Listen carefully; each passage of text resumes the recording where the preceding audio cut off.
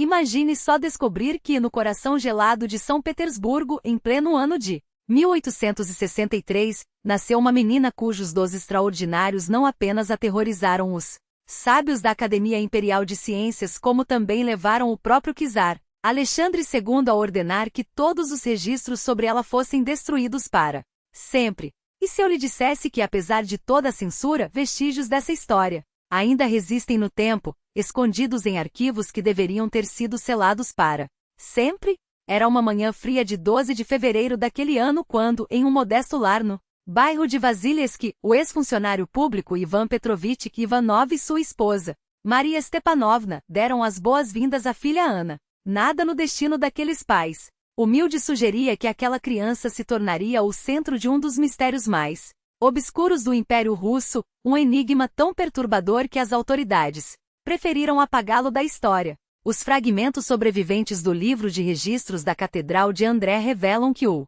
batizado de Ana ocorreu no 8º dia após seu nascimento. Mas foi justamente durante essa cerimônia sagrada que o primeiro fenômeno inexplicável se manifestou. Testemunhas juraram ter visto as velas do altar se apagarem instantaneamente no momento em que o padre mergulhou a criança na água benta para então reacenderem tão logo ele a retirasse da pia batismal. Os fiéis cochichavam, atribuindo o fato a um mau presságio, mas o sacerdote nervoso justificou tudo como um simples corrente de ar. Só que não havia nenhuma janela aberta aquele dia. A confissão é do diácono Pavel Nikiforovich Voskresensky, registrada 4 anos depois perante uma comissão de inquérito secreta. Os 3 primeiros anos de vida de Ana transcorreram sem maiores incidentes. A família vivia com simplicidade. O pai trabalhava como pequeno burocrata no Departamento de Propriedades Estatais, a mãe cuidava da casa e da educação da filha, e uma velha babá, Agafia Timofeyevna, ex-serva que permaneceu com eles após a abolição da servidão, completava o lar. Foi ela, aliás, quem primeiro notou que havia algo de diferente naquela menina. Ana era uma criança quieta, quase nunca chorava, nem mesmo quando adoecia. Seus olhos, porém, denunciavam uma seriedade incomum para a idade, como se compreendesse muito mais do que uma criança deveria. Aos 3 anos, os fenômenos começaram. Certa tarde, enquanto Agafia tricotava e a pequena brincava com uma boneca, o brinquedo simplesmente se elevou no ar, sem que ninguém o tocasse. A babá se benzeu, achando que era alucinação, mas Ana apenas riu e disse: "Olha, vovó, a Mashenka está voando." Desde então, Agafia passou a notar que os objetos na sala se moviam sozinhos, especialmente quando a menina dormia. Quis alertar os patrões, mas o medo de ser tada como louca a silenciou. Aos 4 anos, os poderes de Ana já não podiam mais ser ignorados. Em uma anotação de 3 de maio de 1867, encontrada durante uma busca em sua residência, Ivan Petrovich descreveu um episódio que o deixou atônito. Durante o jantar, a filha pediu pão, e a cesta que estava sobre o aparador deslizou até a mesa como se tivesse vida própria. Sua esposa, Maria Stepanovna, uma mulher profundamente religiosa, tentou explicar o ocorrido com orações e rituais, mas até o padre Nikolai, inicialmente cético, teve sua fé abalada quando, durante uma visita, Ana apontou para um ícone de Cristo e perguntou: "Padre, por que Jesus está chorando?" Ao virar-se, o sacerdote viu lágrimas escorrendo pelo rosto sagrado, lágrimas que desapareceram. Tão logo ele se aproximou. "Vi com meus próprios olhos", juraria mais tarde em depoimento. Mas o segredo não poderia ser guardado para sempre. Aos 5 anos, Ana não só movia objetos com a mente como também parecia antever o futuro. Em dezembro de 1868, Ivan registrou em seu diário que a filha previu a morte de sua avó e um incêndio no bairro dias antes dos fatos ocorrerem. "Não são coincidências", escreveu, desesperado. "Há algo nela que desafia toda a lógica." Os rumores se espalharam. Uns viam um dom divino, outros, uma influência maligna. Em 1869, aos 6 anos, Ana chamou a atenção de um nome pesado da ciência, Ivan Mikhailovich Sechenov, renomado fisiologista da Academia Imperial de Medicina e Cirurgia. Intrigado, o professor conseguiu permissão dos pais para estudá-la. Seus registros são estarrecedores. Em um experimento, a menina moveu um copo de vidro a 45 centímetros de distância apenas com a força do pensamento, repetindo o feito 7 vezes seguidas, sem qualquer truque. Em outro teste, adivinhou o conteúdo de 6 caixas seladas entre 10 apresentadas, uma probabilidade estatisticamente impossível. Sechenov, materialista convicto, tentou explicar o fenômeno como uma forma desconhecida de energia eletromagnética emitida pelo cérebro da criança. Para testar sua teoria, chegou a construir um aparelho especial, mas os resultados, esses jamais viriam a público. Os experimentos se estenderam por meses, enquanto os instrumentos de Sechenov registravam padrões elétricos inexplicáveis no cérebro da menina. Mas o que começou como um estudo confidencial entre as paredes de um laboratório universitário logo transcendeu os limites da ciência. A notícia sobre a criança prodígio se espalhou como um incêndio em estepe seca. Primeiro, chegou aos ouvidos de outros gigantes do pensamento russo, o físico Emily Lent, mestre dos campos magnéticos, e o químico Nikolai Zinin, pioneiro na síntese de compostos orgânicos. Cada um, armado com seu rigor disciplinar, tentou domar o fenômeno Anna Ivanova com equações, reações, teorias. Lent suspeitou de campos de força desconhecidos, Zinin, de uma possível alquimia cerebral. Todos falharam. Até o final de 1869, o caso havia escapado do controle dos sábios. Agora, não eram apenas os homens de jaleco que sussurravam seu nome. Os salões da alta sociedade de São Petersburgo vibravam com relatos da menina que desafia as leis da natureza. O boato chegou aos ouvidos do grão-duque Konstantin Nikolaevich, irmão do czar, patrono das ciências e homem cuja curiosidade intelectual só perdia para sua obstinação. Em janeiro de 1870, o Palácio do Grão-Duque testemunhou uma cena que desafiaria até os céticos mais endurecidos. Hoje, no Palácio de Sua Alteza, presenciei algo que beira o sobrenatural, registrou em seu diário a dama de companhia princesa Ekaterina Romanovna Vorontsova, da Chova, cuja pena, normalmente dedicada a intrigas cortesianas, tremia ao descrever o encontro. Ana, então com quase 7 anos, foi apresentada ao Grão-Duque em meio a um pequeno círculo de confidentes e cientistas. Uma criança comum, anotou a princesa, rostinho pálido, tranças claras, vestido de lã azul, nada que justificasse os rumores. Mas seus olhos, havia neles uma profundidade que não pertencia à infância. O grão-duque, cético porém fascinado, pediu uma demonstração. Ana fechou os olhos, e então a prata voou. Uma tabaqueira de prata, repousando sobre a mesa de mogno diante do grão-duque, elevou-se no ar como se puxada por fios invisíveis. Pairou girando lentamente antes de deslizar pela sala e pousar suavemente nos joelhos da menina. Nenhum fio, nenhum truque, jurou a princesa em seu relato. Vi com meus próprios olhos. E o pior, ou melhor, é que não fui a única. O espanto ainda ecoava quando Ana foi desafiada a adivinhar o conteúdo de uma caixa lacrada. Sem hesitar, ela respondeu: são relógio de bolso com uma inscrição. Na tampa, ao meu querido Konstantin, de Nikolai, 1842. A caixa foi aberta. Lá estava o relógio exatamente como descrito. O grão-duque, homem de ciência e razão, empalideceu. Isso não pode ser obra do acaso, murmurou. O imperador deve saber. Os rumores agora não se limitavam aos salões ou aos laboratórios. Nas ruas, alguns a chamavam de santa, outros de possessa. A Igreja Ortodoxa, alarmada, exigiu um exame espiritual. Em fevereiro de 1870, uma comissão mista composta por teólogos do Santo Sínodo e médicos submeteu Ana a um interrogatório que era, ao mesmo tempo, científico e exorcístico. Os padres Cruz-Henrique viram nela a marca do demônio, os médicos, um caso médico sem precedentes. Não houve consenso. Enquanto os clérigos clamavam por orações e água benta, os cientistas exigiam mais experimentos.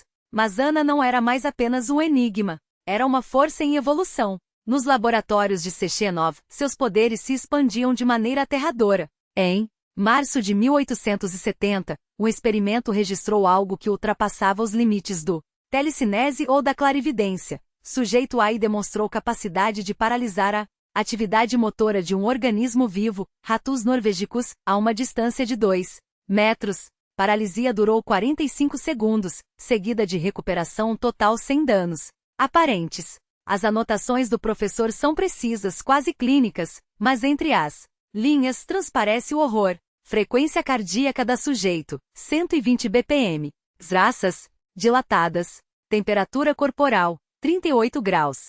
Após o experimento, queixas de cefaleia intensa. e fraqueza nos membros. Ana não apenas movia objetos, ela dominava a vida. E então, veio um incidente que selaria seu destino. Em uma sessão monitorada por cientistas e um representante do Ministério do Interior, Ana entrou em transe. Seu corpo arqueou-se para trás, os olhos reviraram-se e de sua boca pequena de criança, emergiu uma voz que não era sua. Baixa, gutural, metálica. Falava em uma língua que nenhum dos presentes reconheceu, até que linguistas da Universidade de São Petersburgo a identificaram como uma mistura arcaica de antigo eslavo eclesiástico e dialetos fino-úgricos pré-cristãos. Nunca esquecerei o terror que tomou conta da sala, escreveu o assistente de Sechenov, Alexei Petrov, em seu relato. Ela não era mais Ana. Era como se algo antigo, algo que não pertencia a este mundo, falasse através dela. E o pior, esse algo sabia coisas. O funcionário do Ministério do Interior presente no local não perdeu tempo. Seu relatório chegou às mãos do ministro em questão de horas. Em 48 horas, o czar Alexandre II foi informado. A resposta do Império foi rápida e brutal. Na madrugada de 7 de abril de 1870, agentes do 3º Departamento, a polícia secreta do czar, invadiam o apartamento dos Ivanov. Ana e seus pais foram levados à força para um casarão sombrio à beira do rio Fontanka, sede das operações mais obscuras do regime. Lá, o coronel Alexei Orlov, um veterano das investigações mais sensíveis do Império, assumiu o caso. Os interrogatórios duraram dias. Os pais foram esquadrinhados. O pai, um burocrata de baixa patente leal à coroa, a mãe, uma mulher piedosa de origem mercantil. Vizinhos, parentes, o padre local, todos confirmaram a mesma história. Os poderes de Ana haviam se manifestado aos 3 anos, crescendo em intensidade. Mas foi o dossiê científico que gelou o sangue de Orlov. Telecinese documentada, clarividência comprovada, controle sobre seres vivos. E agora, uma entidade que falava através dela, uma entidade que, segundo linguistas, invocava fórmulas de evocação pagãs, semelhantes a rituais xamânicos do extremo norte. Ana, durante os interrogatórios, manteve uma calma perturbadora. Não sei como faço essas coisas, repetia. Às vezes alguém vem à minha cabeça e fala por mim. Quando perguntada sobre quem era esse alguém, sua resposta foi simples: ele é muito velho. Viveu antes de Cristo. Orlov não era homem de superstições, mas também não era tolo. Em seu relatório ao chefe da gendarmaria, Conde Pyotr Shuvalov, ele foi direto, dado o potencial de desestabilização, seja por meio de exploração religiosa, científica ou, pior, por forças inimigas do Estado, recomendo a transferência imediata do sujeito para instalações controladas sob vigilância permanente. A autorização chegou em horas. Ana Ivanova desapareceu do mundo. Oficialmente foi internada em uma ala especial da Obukovskaya Bolnitsa, um hospital psiquiátrico. Na realidade, foi trancafiada em um laboratório secreto, financiado pela coroa, onde os melhores cérebros do Império, e alguns dos mais sombrios, se dedicariam a desvendar, ou explorar, seus poderes. Seus pais receberam uma fortuna em rubros, e uma ordem silenciosa: esqueçam que tiveram uma filha, ou serão esquecidos também. Desatou uma risada que ecoou pelas paredes como o rangido de uma porta enferrujada. Não era o riso de uma criança. Era o som de algo antigo, algo que havia esperado séculos para ser ouvido novamente. Vocês ainda não entendem, não é? A voz saía de seus lábios, mas não pertencia a ela. Era grave e modulada, como se várias gargantas falassem ao mesmo tempo. Isso não é um foco. É um aviso. As mãos de Ana, ou do que quer que a controlasse naquele momento, traçaram um gesto no ar. O portal entre suas palmas se expandiu, e o frio que emanava dele era tão intenso que o hálito dos presentes começou a cristalizar-se em pequenos flocos de gelo. Um dos guardas, um homem robusto com cicatrizes de batalhas passadas, caiu de joelhos, balbuciando preces em russo antigo. Outro, mais jovem, sacou a arma com mãos trêmulas, mas o cano congelou instantaneamente, quebrando-se como vidro quando ele tentou atirar. Zubatov, pálido como um cadáver, recuou até bater nas paredes. Seu uniforme, adornado com medalhas de campanhas vitoriosas, nada valia diante daquilo. Vocês cavaram muito fundo, continuou a voz, enquanto os símbolos que Ana havia desenhado mais cedo começaram a brilhar sob sua pele como tatuagens vivas. E agora a coisa que dormia acordou. Ela vê através dos olhos dela. Ela sabe seus nomes. Ela sabe seus medos. Um dos médicos, o Dr. Shishkin, tentou se aproximar, murmurando algo sobre histeria coletiva e alucinações induzidas. Mas quando seus dedos tocaram o braço de Ana, uma descarga elétrica azulada percorreu seu corpo, jogando-o contra a parede com força suficiente para quebrar seus ossos. Ele desabou convulsionando enquanto um cheiro de carne queimada enchia o ar. O grande sussurrante não é um deus, a voz agora era um coro, como se centenas de vozes sussurrassem em uníssono. É uma prisão, e a chave está nela. Ana, ou a coisa que a habitava, estendeu a mão direita em direção a Zubatov. Seus dedos se alongaram de maneira antinatural, como se o espaço entre eles se distorcesse. O general sentiu algo puxar sua sombra, arrancando-a do chão como um tecido. Sua própria silhueta começou a se desprender do corpo, retorcendo-se como fumaça viva. Vocês têm até a próxima lua nova, a voz agora soava distante, como se viesse do outro lado do portal. Depois, as portas não fecharão mais. E ela virá. Não como convidada. Como rainha. O portal pulsou uma última vez e então implodiu em uma onda de pressão que arremessou os sobreviventes contra as paredes. Quando a poeira baixou, Ana estava deitada no chão, imóvel. Seu peito subia e descia fracamente, mas seus olhos, antes de um azul claro, agora eram completamente negros, como se a pupila tivesse engolido toda a íris. Zubatov, tremendo, ordenou que a trancassem em uma cela de contenção máxima, selada com chumbo e símbolos gravados por um sacerdote ortodoxo que jurava conhecer as palavras que fecham. Mas todos sabiam, já era tarde. Naquela mesma noite, enquanto São Petersburgo dormia sob um céu estrelado, os arquivos do Departamento Especial foram incinerados por ordem direta do czar. Os cientistas envolvidos no projeto receberam uma escolha: jurar silêncio sob pena de morte ou desaparecer como Ana. A maioria escolheu a primeira opção. Mas 3 dias depois, o primeiro deles foi encontrado em seu gabinete com os olhos arrancados e a boca costurada com fio de prata. Ao seu lado, escrito em sangue na parede, estava um único símbolo, o mesmo que Ana havia desenhado em seu último desenho. O grande sussurrante havia começado a contar os dias. A voz que emergiu daquele vórtice não era humana. Era como se milhares de gargantas sussurrassem em uníssono, vibrando nas paredes do crânio de cada um dos presentes. Isso não é um truque, general, ecoou a entidade, enquanto as sombras na sala se contorciam como serpentes vivas. Isso é o lugar de onde vim.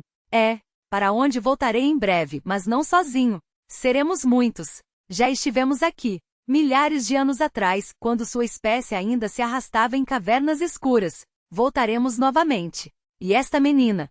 Ela é apenas a primeira porta. As palavras pairaram no ar como uma maldição. Então o portal começou a se expandir, sugando o oxigênio da sala. Um vento gélido irrompeu do vazio, carregando o fedor de enxofre queimado e metal oxidado. Os guardas, treinados para enfrentar ameaças terrenas, abriram fogo. As balas cravavam-se na figura da menina, mas ricocheteavam como se batessem em uma superfície de água gelada. O portal crescia, devorando a luz e com ele a sanidade dos presentes. Foi quando o Dr. Vladimir Strossov agiu, com as mãos trêmulas mas a mente afiada. Pela urgência, ele cravou a seringa na carne pálida de Ana. O líquido dentro não era um sedativo comum, era uma fórmula experimental, desenvolvida em segredo pelos alquimistas da corte, capaz de paralisar até os demônios descritos nos grimoires proibidos. A agulha penetrou e o mundo explodiu. Ana arqueou as costas em um ângulo impossível, e um grito rasgou o ar, não de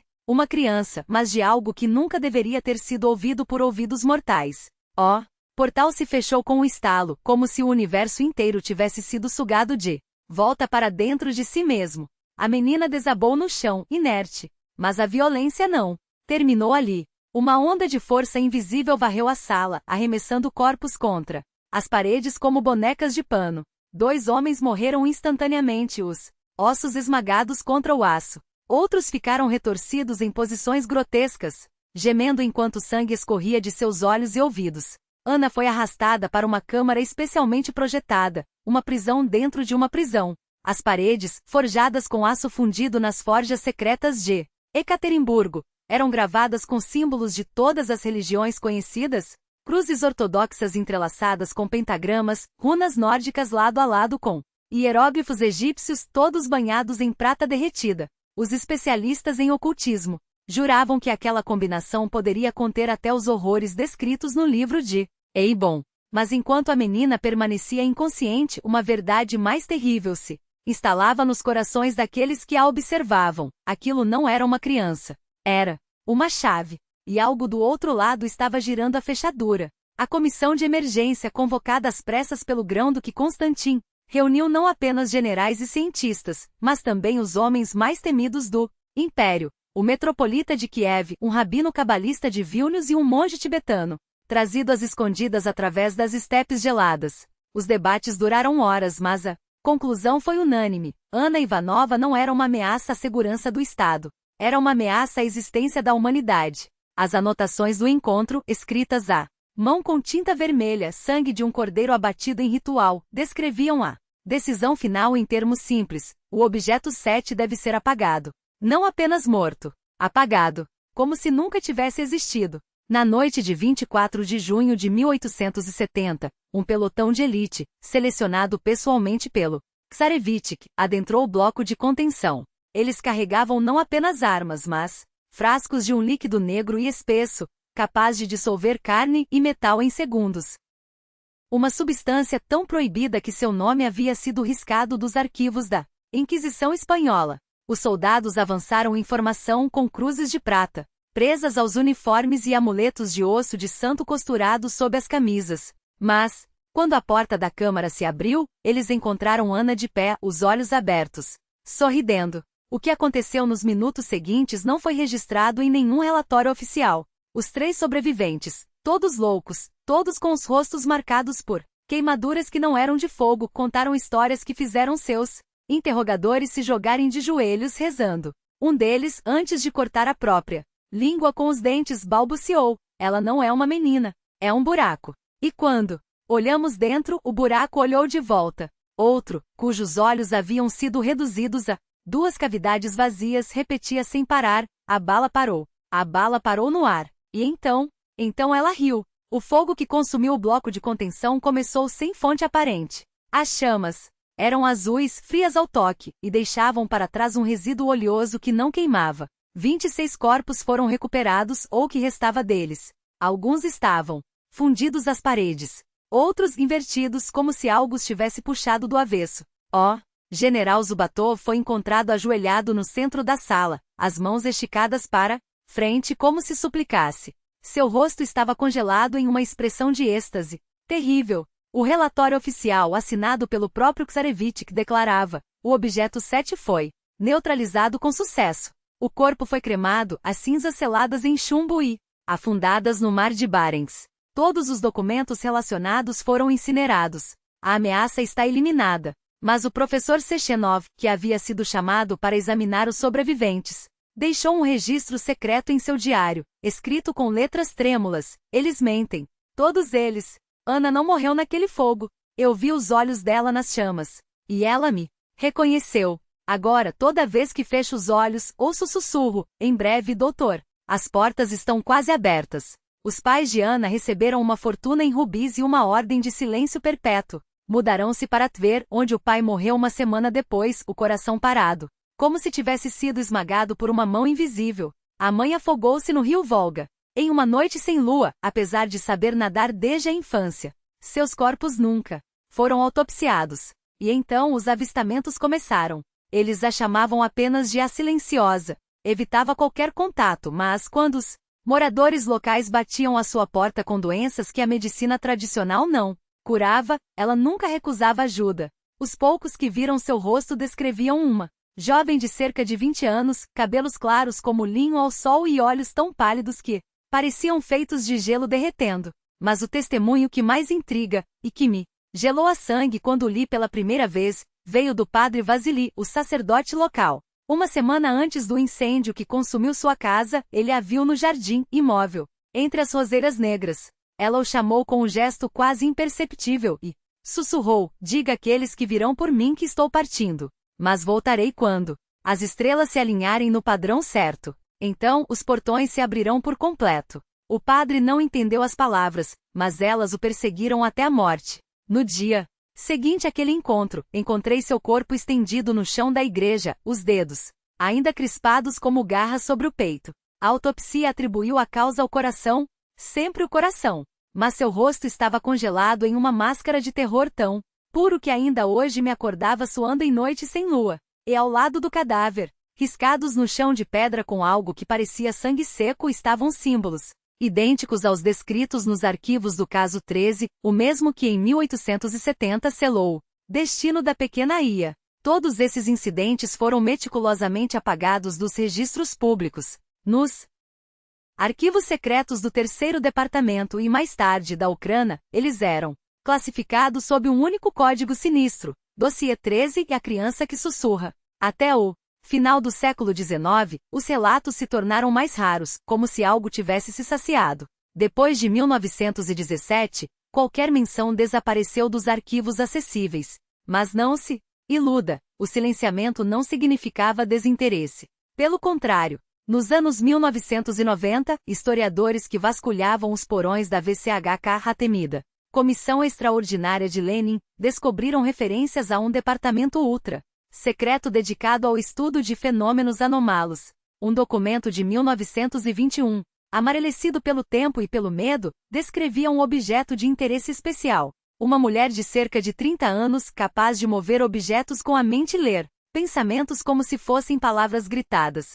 Seu nome não constava, mas uma anotação à margem, escrita à pressa, dizia tudo. Possível conexão com o caso 13 da era czarista. O que aconteceu com ela? Ninguém sabe. Os registros do departamento terminam abruptamente em 1923, quando Dzerzhinsky, o próprio Ferro Félix, ordenou seu desmantelamento pessoal. Nenhuma justificativa, nenhuma explicação, apenas o cheiro de enxofre pairando sobre as páginas. Na era soviética, qualquer pesquisa sobre o paranormal foi ou classificada como segredo de Estado ou declarada pseudociência burguesa e proibida. Mas as sombras não se deixam apagar tão facilmente. Nos anos 1960 e 1970, no auge da Guerra Fria, quando os americanos admitiram publicamente seus experimentos com remote viewing e controle mental, o Kremlin reabriu a caixa de Pandora. Em 1966, nos subterrâneos de uma instalação próxima a Moscou, conhecida apenas como Objeto 110, uma mulher identificada como sujeito A era submetida a testes que desafiavam não apenas a ciência, mas a própria realidade. Os relatórios do professor Kai Platonov, chefe do projeto, são um pesadelo em papel. O sujeito A demonstra capacidade consistente de manipular matéria à distância. Escreveu ele em novembro de 1966, com uma caligrafia que tremia nas últimas linhas. Ontem, pela primeira vez, conseguimos documentar o controle sobre um organismo vivo. O sujeito parou o coração de um coelho em uma sala isolada, a 10 metros de distância, e então o reanimou. Seus sinais vitais permaneceram estáveis durante todo o processo. Isso sugere que suas habilidades não exigem esforço físico, ao contrário de outros casos estudados, onde os objetos de teste colapsavam de exaustão. Mas o que verdadeiramente aterrorizou Platonov foram os desvios. 3 noites seguidas, os guardas relataram sons vindos da cela do sujeito a vozes que não eram dela, sussurros em uma língua que ninguém reconhecia. Quando questionada, a mulher apenas sorria e respondia: "Não sou eu. É ele quem fala através de mim." Então começaram os símbolos. Desenhos obsessivos, riscados nas paredes com as unhas ou com o próprio sangue, runas antigas idênticas às encontradas nos rituais xamânicos dos povos fino-úgricos. Os especialistas as identificaram como marcas do Sampo, os mesmos signos que, segundo lendas, abriam portais para algo que não deveria ser nomeado. Platonov, um homem que sobreviveu a Stalingrado, implorou pelo fim dos experimentos. Seu relatório final, escrito às pressas, era uma advertência desesperada. Os paralelos com o caso 13 são inegáveis. Recomendo isolamento imediato do sujeito A e revisão dos protocolos de segurança. O risco não é a perda de vidas, mas algo muito pior: a perda do controle sobre o que já pode estar aqui. Seus superiores ignoraram o aviso. E em 20 de novembro de 1966, o objeto 110 virou um túmulo. A versão oficial falou em vazamento de gás, mas os arquivos desclassificados nos anos 1990 pintam um quadro diferente. Durante o experimento 147, o sujeito A entrou em transe. Sua voz mudou, tornou-se gutural, como se várias gargantas falassem. Ao mesmo tempo, em uma língua que o linguista Oleg Trubachev jurou ser a mesma, dos registros do caso 13, um dialeto fino-úgrico extinto misturado a algo que não pertence a este mundo. Então, a temperatura na sala despencou para menos 40 graus Celsius. Equipamentos ligaram e desligaram sozinhos. Objetos flutuaram. E o sujeito A levantou-se no ar, suspenso como uma marionete cortada das cordas, enquanto um brilho cegante jorrava de seus olhos, ouvidos e boca. Platonov tentou abortar o teste. Aperitou o botão de emergência. Foi o último gesto de sua vida. Uma onda de energia desconhecida varreu a sala. 7 pessoas morreram. Instantaneamente, seus corpos explodiram, como se algo os tivesse rasgado de dentro para fora. Os sobreviventes descreveram o som como um grito que não era humano, mas que doía como se fosse. Quando a equipe de resposta chegou 12 minutos depois, o objeto 110 estava reduzido a escombros, como se uma bomba de precisão cirúrgica tivesse detonado em seu núcleo. Do sujeito A nem vestígios. O projeto foi encerrado. Os arquivos, selados com a classificação ultra-secreto, importância especial. Mas a URSS não abandonaria tão facilmente uma arma tão poderosa. Nos anos 1980, rumores falavam de um grupo dentro do 16º Diretório do KGB batizado de Busca 16, caçando indivíduos com habilidades especiais em todo o país. Eles respondiam diretamente ao presidente do KGB. E então veio 1991. E o colapso. A maioria dos arquivos foi destruída ou desapareceu. Mas alguns documentos sobreviveram. E neles, entre linhas riscadas e páginas queimadas nas bordas, uma frase se repete como um mantra. A pesquisa sobre fenômenos paranormais, no entanto, permaneceu classificada como ultra-secreta. Mas alguns documentos escaparam ao sigilo nos turbulentos anos 1990, quando os arquivos do KGB foram saqueados, vendidos ou abandonados à própria sorte. Entre eles, um relatório datilografado em 1989 descreve um incidente inquietante na cidade N, nome codificado que nunca foi decifrado. Segundo o documento, uma mulher sem documentos foi encontrada vagando pelas ruas incapaz de explicar quem era ou de onde vinha. Tinham entre 30 e 35 anos, falava russo. Perfeito, sem sotaque, mas seu desconhecimento da realidade era absoluto. Não sabia quem era Gorbachev, o que era perestroika, nem reconhecia moedas ou símbolos soviéticos. Exames médicos atestaram saúde física impecável, mas uma amnésia seletiva, exceto por fragmentos de memória que mencionavam São Petersburgo, nunca Leningrado, o imperador Alexandre e um departamento especial. Esses detalhes acenderam um alerta vermelho nos oficiais do KGB familiarizados com o dossiê 13. A mulher foi levada a Moscou para interrogatório. Durante dias comportou-se como uma amnésica comum, confusa, assustada, sem demonstrar qualquer habilidade sobrenatural. Até a noite de 7 de novembro de 1989. Às 2h17, as câmeras de vigilância registraram o impossível. A porta de sua cela se abriu sozinha, enquanto o sistema eletrônico permanecia travado.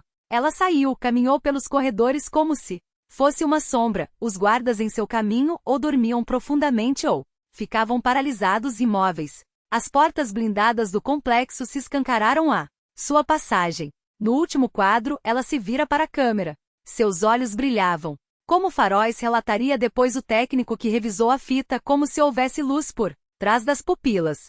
Em seguida, a mulher evaporou no ar. Buscas em larga escala não encontraram nenhum rastro. Mas o arquivo guarda um detalhe ainda mais perturbador, um laudo técnico de dezembro de 1989, assinado por um especialista em análise de imagens. Ao examinar quadro a quadro a gravação, ele identificou uma anomalia não percebida inicialmente. No momento em que a mulher se vira para a câmera, o ar ao seu redor distorce-se, como por uma onda de calor, e por uma fração de segundo seu rosto oscila, como se uma máscara descolasse, revelando outro rosto por baixo, mais jovem com traços distintos. A reconstrução digital desse rosto fantasma e sua comparação com os arquivos do objeto 11.066, o caso Ana Ivanova, mostraram 97% de correspondência com o sujeito A dos registros de 1870. Coincidência estatisticamente impossível, anotou o analista. Recomenda-se investigação imediata sob protocolos de segurança máxima. Oficialmente, Tudo terminou com o colapso da URSS. Mas as coincidências não param por aí. Nos anos 2000, a Rússia pós-soviética começou a registrar fenômenos que ecoavam o passado de forma assustadora.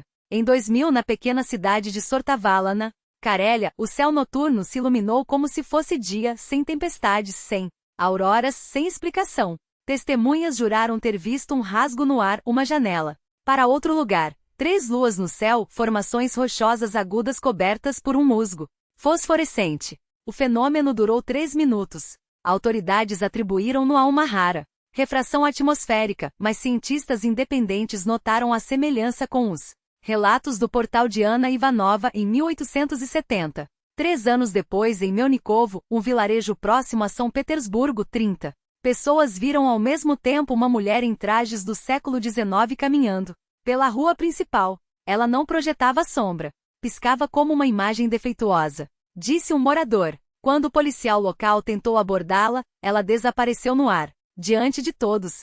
Em 2005, Petersburgo virou epicentro de eventos inexplicáveis. Uma jovem mulher começou a aparecer perto de prédios históricos, deixando nas paredes símbolos luminosos idênticos aos desenhos que a pequena Ana Ivanova fazia em 1863. Até que em 12 de fevereiro de 2023, exatamente 160 anos após seu nascimento, algo aconteceu que nem mesmo a censura conseguiu abafar. À meia-noite, sobre a ilha Vasilevsky, o céu se abriu. Centenas viram um portal não. Uma alucinação, não um truque de luz, mas uma fratura na realidade. Do outro lado, um mundo estranho. 3 luas negras, rochas cortantes cobertas por uma vegetação brilhante. No centro, uma figura feminina flutuava, seu rosto mudando constantemente, como se várias pessoas se fundissem nela. Ela olhou para mim e não falou, contou. Ekaterina N., uma das testemunhas. Mas ouvi sua voz dentro da minha cabeça. Não. É para os ouvidos, é para a mente. Diga a eles, o tempo acabou. Os portais estão abertos. Os grandes sussurrantes voltam para casa.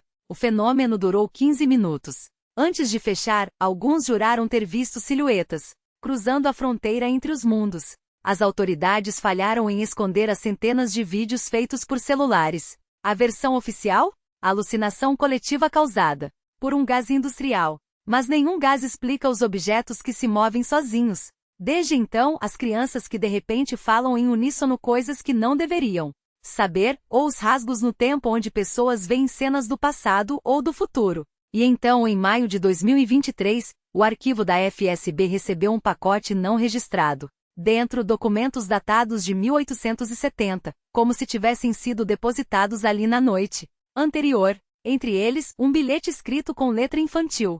Meu nome é Ana Ivanova. Se estão lendo isto é porque voltei. Mas não estou sozinha. Agora somos muitos. Os portais estão abertos. A grande obra continua. M.